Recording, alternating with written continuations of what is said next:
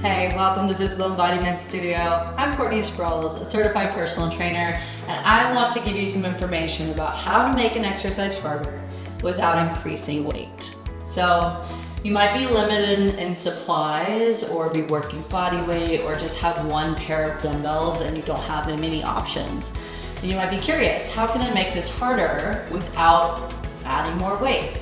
Well, a few ways we can do this. One, you can increase your repetitions. If you're planning on doing 10 reps and you want to make it a little harder, then you'll push your rep range a little further, and that might mean that you need to rest a little longer in order to charge up for the next set.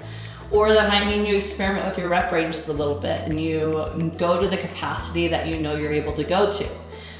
If you're unsure of how many reps to do, typically I would push it to the last 2 reps being challenging but doable.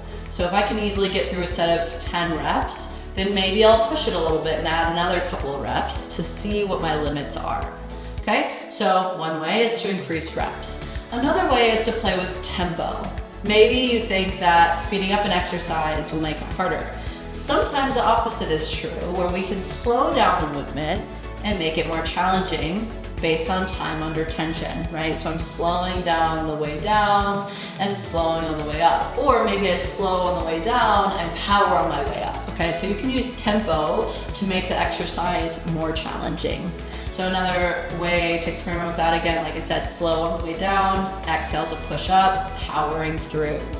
Or maybe you speed up all of the reps, or maybe you slow down all of the reps. So use that as a little experimentation to see what is more challenging for you.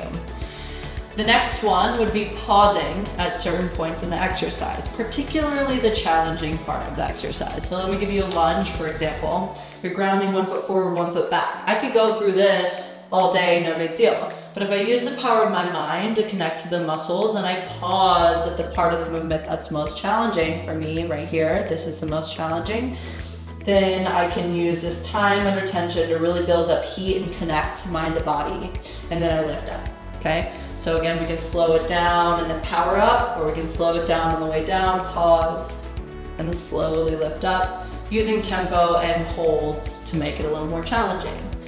Range of motion is another factor we can play with. So we can do full range of motion. Let's keep that lunge as an example, where I'm dropping all the way down, 90-90 with both knees, and I'm lifting all the way up. Or I can lower down and pulse to really build some heat and pump through that muscle, okay, through those muscles. So you can do that with certain exercises. So lunge, for example, or push up, maybe I hold at the bottom and I go into little pulses, or I play with full range, right? Or I slow it down on the way down and then power up. All of these factors can make it that much harder. From there, you might use props or stability props to make it more challenging. So I might get an unstable surface with a squat, for example. If I'm standing on a Bosu and it might be a little wobbly and I practice going down and lifting up, that can make it a little challenging. Or if I use some bands, a lot of things you can use to make an exercise a little trickier. Now I will say, challenging is not always what we're looking for.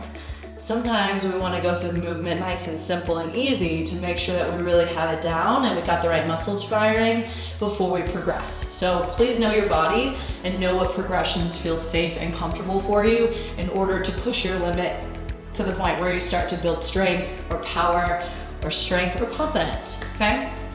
So that was a lot. Props can be involved or without to make the exercise harder. And then, so let's recap that. All right, we have some time under tension, we have tempo, we have breath, we have rest that we can play with, shorter or longer rests to make things a little different in your routine. We can add props, we can add range of motion variations, pulses, full range. Maybe we do full range for 10 and then we hold and do pulses at the end to really burn out that muscle. And then we have, that's pretty much it.